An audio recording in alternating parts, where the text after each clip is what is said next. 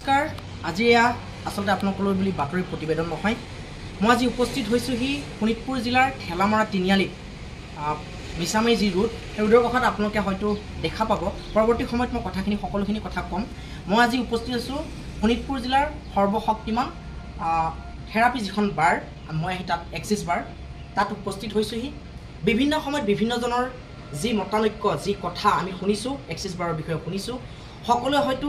axis বাৰ যি therapy ল'বলৈ গুৱাহাটী তেজপুৰ ঢেকিয়াজুলিলৈ ধাউতি মেলে সেইখিনি সময়তে শোণিতপুৰ জিলাৰ সৰ্বশক্তিমান যি বাৰৰ স্বত্বাধিকাৰী তেখেতৰ